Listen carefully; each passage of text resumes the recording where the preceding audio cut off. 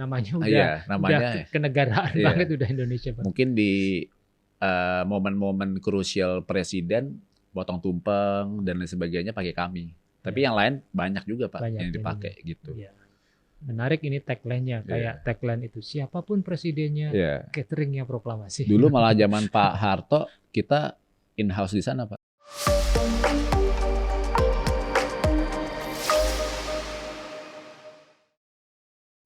Bagian dari sejarah Iya. proklamasi catering Nah. gitu ya. Nah, ini zaman berubah, Hmm. ya kan? Hari ini kita lihat industri kuliner Indonesia juga makin maju, Iya. catering mungkin banyak juga sekarang Iya, banyak sekali. pesaing-pesaing. Hmm. Nah, Mas Gilang sebagai penerus dari proklamasi catering, apa nih ke depan inovasi yang tengah dilakukan oleh proklamasi catering? Kalau saya pribadi itu belajar, kan saya tergolong apa ya, hidup di zaman yang sangat inovatif ya, media apapun, makanan, dan kadang saya punya teman-teman yang sangat hebat memulai sesuatu dengan makanan yang update gitu, viral. Tapi sesuatu yang viral itu buat saya terkadang tuh jatuhnya juga cepat menurut saya. Life cycle-nya pendek Iya, ya. pendek. Tapi memang wah gitu, apalagi sekarang kan zaman viral ya, jadi wahnya itu kadang menarik saya untuk ikut juga. Tapi kadang saya belajar untuk gimana kita belajar fondasinya, viral itu bonus gitu. Tapi gimana bisa stay terus on course, mungkin nggak terlalu terkenal, tapi tetap bisa menghidupi dengan baik. Jadi ya di proklamasi ini dan kedepannya saya pribadi bagaimana menjual sesuatu itu dari fondasinya. Orang Indonesia itu butuhnya apa, kebutuhannya apa, itu dulu aja. Baru nanti sesuatu yang terlihat wah itu menurut saya itu ada bonus lah. Ya. Jadi konsep bisnisnya adalah penguatan core-nya dulu ya, core fundamennya. Ya. Jangan ikut-ikutan orang lah intinya gitu. Ya. Kadang kita udah ngejalanin dengan baik, kadang orang ngomong apa kita bisa keikut tuh gitu. Gitu sih. Ya. Itu yang harus tahu. Nah, ini saya lihat di depan kita ada warna merah yang sangat menarik perhatian ini, Mas. Catering merah putih tapi di sini namanya. Iya. Apa ini, Mas? Ini sebenarnya bagian dari proklamasi heritage by proklamasi ya, of proklamasi. Jadi ini menjawab keinginan konsumen sih untuk gimana proklamasi bisa relate ke banyak orang, yaitu dengan harga terjangkau dan bisa dipakai siapapun gitu. Jadi kalau mau tahu rasanya yang makanan yang ada di Istana Negara, nggak harus bayar yang cukup tinggi gitu ibaratnya. Jadi bisa harga sehari-hari bisa terjangkau lah. Iya. Gitu. Jadi ini second brand dari proklamasi catering ya. Sudah berapa lama? Ini baru setahun Pak. Baru setahun? Baru setahun, 12 bulan. 12 bulan. Gimana respon market? Respon market ya puji Tuhan oke Pak, oke banget. Soalnya memang dibutuhkan. Nasi box itu dibutuhkan banyak orang dengan jumlah yang sangat banyak gitu. Nah itu proklamasi pada saat itu memang tidak bermain di situ. Soalnya kan memang konsepnya berbeda, terus apa makanannya tuh harus cukup simple, sederhana. Nah, saya mencoba untuk membuka merah putih ini biar masuk ke proklamasi. Maksudnya orang yang pengen coba proklamasi bisa coba lewat merah putih gitu. Lebih ke situ. Jadi sekaligus sebagai alat promosi juga ya untuk proklamasi catering. Ya. Menarik. Ini apalagi desainnya itu sudah ini banget sama kayak namanya proklamasi merah putih. Merah putih. Gitu. Nah, saya kadang tuh anak muda, kadang nih ada beberapa orang tuh berpikir sesuatu yang keren tuh harus dari luar negeri, bawa-bawa luar negeri. Tapi menurut saya berawal dari Indonesia tuh udah oke gitu. Kita punya value, kita punya lokalitas yang tidak kalah juga. Benar. Nah, ini boleh diceritain nih Mas, boleh. apa bedanya antara yang bujur sangkar ini dengan yang persegi panjang ini? Apakah ada beda menu atau beda volume? Menu sih sama aja ya. Menu sama. Oke. Ini yang membedakan, sorry kita buka ya. Jadi ini ciri khas dari catering proklamasi grup ini, proklamasi heritage ini memang masakan Indonesia, spesially masakan Jawa ya. Jadi ini yang tanpa minum, tanpa puding, tanpa buah gitu. Nah ini ada ayam lengkuas, ada macam-macam ya. Ini nasi kuning ya kalau nggak salah. Iya kan bentuknya? Sorry, ini nasi kecombrang. Kecombrang, nasi kecombrang. Ya, jadi saya kalau di sini nasinya macam-macam gitu. Ada kecombrang, nasi hijau. Nah ini nasi kuning kebetulan. Warnanya ada kuning. Nasi kuning, nasi kecombrang, nasi yang ungu itu apa? Telang ya? Pakai telang. Telang juga ada, tapi belum bikin tuh. Nah kalau yang ini berapa nih Mas harga seporsinya? Ini harganya 35.000. Ini cukup terjangkau. Ada bakwan jagung, ada ayam apa namanya? Kalasa, ayam kalasan itu. Ya, ada perkedel, ada orek tempe, sayur, apa namanya telur dadar. Nah itu, jadi ini juga nasi kuning. Biasanya kan kalau orang pengen nyoba nasi kuning proklamasi, harganya tuh nggak bisa terlalu terjangkau gitu. Nah ini kita bisa kasih dengan harga yang terjangkau dengan komplit seperti ini. Ini isinya sama, ada buah, ada puding, ada aqua. Aqua kecil. Jadi ini yang ada di tumpengnya kita taruh sini semua. Oke. Ini 50. Ini 75. 55 ini. 55.000. Ini tadi 35. Ya. Lebih gitu. Oke, menarik. Sama sekali. Kita pengen packagingnya juga cukup anak muda lah gitu. Jadi ini kayak tutupnya patternnya sesuai dengan yang mereka mau juga gitu. Jadi menarik juga. Iya. Lebih ke situ. Oke, semoga sukses untuk Merah Putih Catering. Nah, Mas Gilang, sekarang kita mau ngobrolin soal organisasi kita. Oke nih. IGC. Mas Gilang ini adalah salah satu ketua ya Mas ya? Saya sekarang baru IGC itu ada IGC Youth. Ya, ada periode barunya gitu. Tetap Buria ketuanya. Buria tapi Musiawan. saya dipercaya ke apa bahasanya? Jadi ketua IGC Youth. Jadi megang yang bagian anak mudanya. Oh ya, ada underbow. Ya. Ada organisasi sayap dari IGC yaitu IGC Youth. Menarik sekali nih Mas. Jadi apa tugas yang diamanahkan oleh ketum nih untuk menggarap youth? Kenapa youth? Youth itu kan pasti pemuda ya. Jadi memang dari dulu Buria pengen tuh bagaimana kasakanah makanan atau gastronomi Indonesia ini ya dikenal banyak orang. Dan kadang kan memang kita tahu fondasi itu dari anak muda gitu. Yang tua kan memang pada saat itu, tapi bagaimana yang muda ini tetap bisa suka sama makanan kita gitu. Jadi bagaimana kita mencanangkan tuh kalau yang saya pelajari orang Indonesia itu pasti suka makanan Indonesia. Maksudnya makan nasi pasti kan di rumah. Mau dia tinggal di New York, di Eropa pasti di rumah tuh ada nasi gitu. Tapi bagaimana mereka membanggakannya itu loh. Kadang kita masih bangga sesuatu yang dari luar gitu. Jadi gimana kita juga bangga yang punya kita juga sebenarnya gitu, dan itu dimulai dari anak muda. Lebih ke situ aja.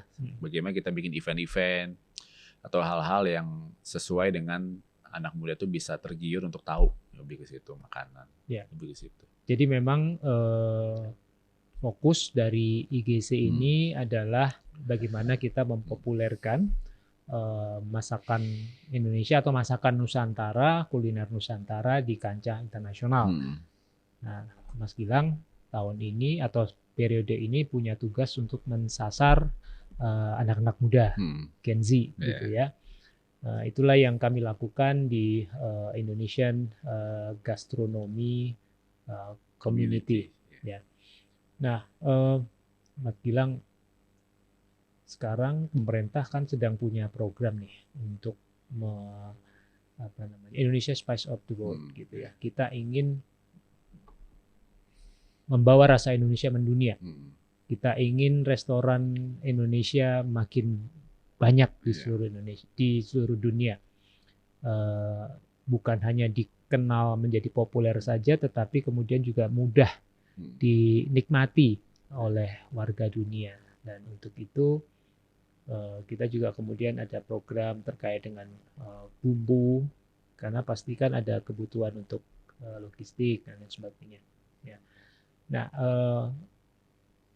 dari IGC apa nih Mas yang ada tema terutama terkait dengan jalur rempah nih sebenarnya.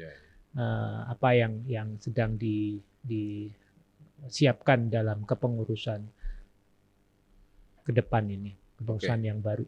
Dengan ketua yang lama, masih Buri ya. Benar-benar. Kalau dari IGC sebenarnya memang kami sudah dipercaya juga oleh pemerintah ya, ikut bagian dari Spice Up the World. Dan memang banyak event-event yang kami juga disupport oleh kementerian-kementerian gitu. Nah memang perjalanan itu memang cukup panjang, tidak bisa 1-2 lingkup saja gitu. Tapi kalau ngomongin Spice Up the World itu, menurut kami itu harus dimulai dari pelaku makanannya itu sendiri, baik dari pengelola teh, perkebunan kopi dan sebagainya gitu. Kadang kita tuh lebih mudah untuk menjadi konsumen dibanding jadi produsen. Tapi memang kayak saya punya teman-teman tuh kalau ngobrol tuh sebenarnya mereka punya kesempatan lebih ya untuk membesarkan Indonesia. Tapi kalau ngomong tuh sesuatu yang di luar tuh kayak lebih shiny gitu loh Pak. Mau film, mau musik, makanan, lebih wah gitu. Tapi padahal sebenarnya seleranya lokal juga gitu, ya kan? Maksudnya kalau selera kita lokal dan kita tahu bagus, kan harusnya mulai dari dalam gitu. Jadi bagaimana kita, misalnya nih teh ya, orang tuh suka teh yang mungkin langsung siap saji gitu, walaupun tehnya asli juga gitu. Tapi kan banyak sekali teh-teh yang sebenarnya tuh kualitasnya tuh bagus gitu. Misalnya teh tipe A, saya ngomong tipe A, misalnya Earl Grey gitu kan. Itu orang sukanya siap saji, tapi Earl Grey beneran, yang konsepnya beneran pas dicoba tuh kok aneh ya. Padahal anehnya itu kan aslinya itu. Gitu. Tapi di Eropa, di Amerika terkenal gitu. Kayak kopi lah kita tahu misalnya kopi Robusta, Arabica, kan banyak dari Indonesia dijual keluar. Di sana terkenal banget. Di sini ya sorry itu saya mungkin seri nomor berapanya ibaratnya gitu. Padahal aslinya kita tuh yang itu gitu. Lebih ke artinya situ. yang dikenal oleh dunia itu juga produk dari kita produk juga. Aslinya kita gitu. Juga. Nah, itu yang kadang memang yang saya dengar tuh kita tuh bukan kalau ngomongin kopi, kita tuh bukan penikmat kopi asli Indonesia ya, tapi penikmat tuh orang luar gitu. Tapi aslinya dari kita. Malah banyak kan produsen ya gerai kopi yang terkenal banget jual Sumatera Java gitu kan. Tapi itu dari Indonesia, di luar ke sana dinaikin lagi, balikin lagi, kita makan dengan packagingnya mereka gitu. Itu memang betul ya. Coklat juga, coklat. Rasanya hampir semua komoditas ya. Coklat, kopi, teh gitu ya. Ini terkait dengan juga rasanya sejarah kolonial kita juga benar. Gitu ya, yang kita waktu itu juga nggak diperkenankan gitu. Itu produk utama dari kopi lah kita sebut itu kan waktu itu yang saya baca di sejarah itu juga tidak diperkenankan untuk dikonsumsi oleh pribumi. Gitu kayak coklat aja saya pernah dengar paparan salah satu kementerian itu petani coklat belum pernah merasakan produknya dia. Soalnya coklat kan cuma buah gitu kan? Iya, koko itu kan nggak mungkin langsung dimakan kan. Jadi mereka cuma mengolah sampai mana, dikirim ke Swiss, ke Belgia, terus jadi mereka nggak pernah makan coklatnya itu sendiri. Jadi pas coklatnya itu jadi bubuk atau jadi produk yang mereka bikin, mau beli juga mahal banget kan untuk mereka gitu. Tahu aja bentuknya juga mungkin nggak tahu gitu. Jadi padahal mereka yang mengolah dari tanahnya mereka. Seperti itu.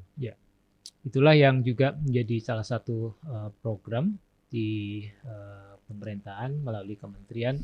Kita melakukan hilirisasi, bahkan dari pekebun-pekebun itu sendiri gitu untuk memberikan nilai tambah bagi produk-produknya. Kita waktu itu juga pernah undang pekebun kopi yang kemudian dia sekaligus menghilirkan, jadi dia nggak hanya menjual dari kebunnya biji kopi, tetapi juga ada bisnis kuliner. Coffee shop gitu ya, dengan kekeriaannya gitu, dengan keindonesiaannya. Oke, Mas Gilang, di sesi yang terakhir ini apa nih Mas Gilang yang mungkin boleh ceritakan kepada teman rasa rencana-rencana Mas Gilang baik dengan untuk Merah Putih, untuk proklamasi dan juga untuk IGC Youth tadi. Programnya apa? Rencana kita tuh sebenarnya pengen mengajak teman-teman ya. Intinya tuh untuk bagaimana ya? Untuk benar-benar merasakan kalau sesuatu yang dari kita tuh yang baik gitu. Bukannya kita over patriotisme ya, tapi ya kalau ibaratnya gini, orang Korea kalau kemana-mana pasti nyarinya kimchi, ibaratnya. Itu kalau nggak makan kimchi ini susah nih. Bukannya kita over proud sama diri kita tuh nggak nyoba yang lain, nggak gitu, tapi kadang tuh kebanggaan atas diri sendiri tuh masih kurang di diri kita. Nah saya tuh tipenya menjadi pedagang, menjadi pengusaha tuh ingin mengajak juga, saya berorganisasi di IGC itu ingin mengajak teman-teman untuk gimana caranya untuk ya cinta sesuatu dari diri sendiri gitu. Kadang kan nggak enak gitu kalau ada suatu produk Indonesia pakai sesuatu brand atau apapunnya yang kesannya dari luar, ibaratnya gitu loh, kayak keluar-luaran gitu. Sebenarnya nggak apa-apa, tapi kalau itu ternyata yang lebih menguntungkan kan aneh buat saya sih kan gitu. Jadi sesuatu tuh harus dimulai dari kita, mencintai diri kita dan membanggakan diri kita, ibaratnya gitu. Ya dimulai dari makanan sendiri itu. Saya sepakat Mas Gilang, kita mempopulerkan makanan Indonesia dengan istilahnya, gitu ya. Kalau orang Jepang memperkenalkan sushi, ya sushi. Dan mereka bangganya konten gitu loh Pak. Iya, kan? Betul. Orang Korea kimchi, ya kimchi, bukan sayur asin gitu kan.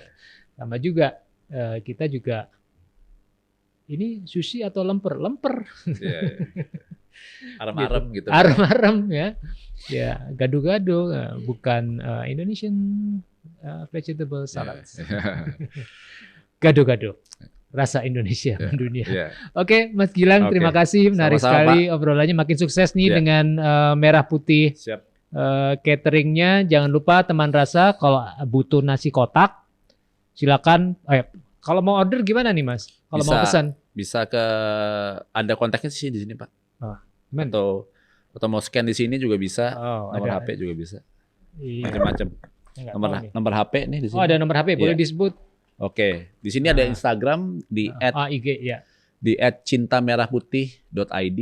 Kalau mau telepon atau hotline di 0812 8898 1945. Oke, baik. Terima kasih Mas Gilang. Teman rasa, demikian episode kita kali ini bersama Mas Gilang dari Proklamasi Catering. Ikuti terus podcast Aku Rasa. Saya Cak Tom. Aku Rasa, akar kuliner Nusantara, rasa Indonesia mendunia.